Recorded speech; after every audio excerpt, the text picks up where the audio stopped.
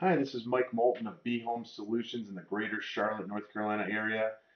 Brought to you by our website, charlotteforeclosurechallenges.com, where today we're looking at video number 6 of 20 of our mini video series around foreclosures, and it's about deficiency judgments.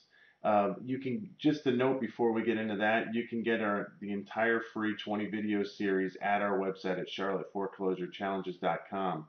But hopefully, this mini series is very educational for you and provides you a lot of insight into these situations surrounding foreclosure. Let's take a look at what is a deficiency judgment. Basically, a deficiency judgment is obtained when a property is foreclosed and sold to the highest bidder.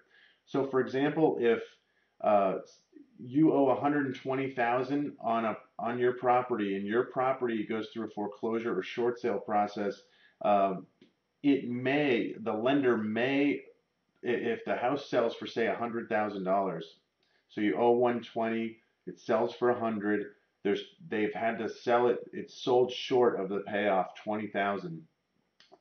The lender may or may not file a deficiency judgment on you for the difference. So basically, they are making you responsible to pay back that 20,000, even though they're releasing the lien against the property, so the property can be sold.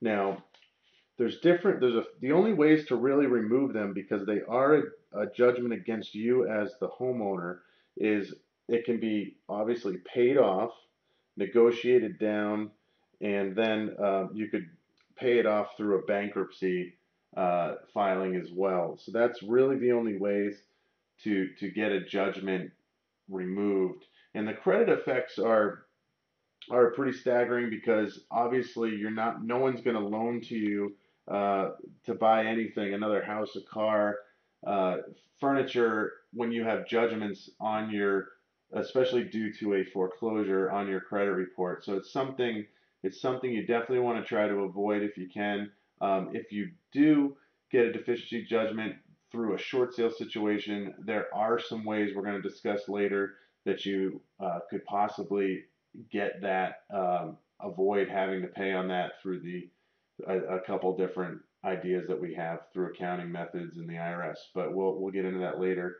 And also, one thing to note as well: if your house goes to foreclosure and you do get a deficiency judgment against you, and say that house gets bought back by the bank, so that's what we call an REO foreclosure, or real estate owned. Usually this occurs when it's really not much of a deal, the price that it's sold at the courthouse steps. So the bank sends a representative there on the day it's sold to buy the property back to protect the bank's interests.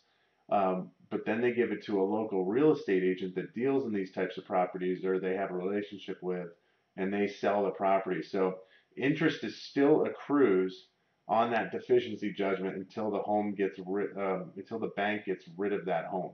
So just keep that in mind.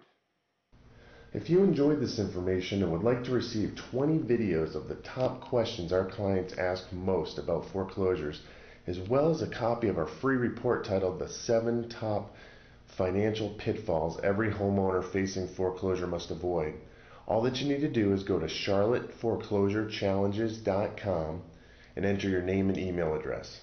Thank you.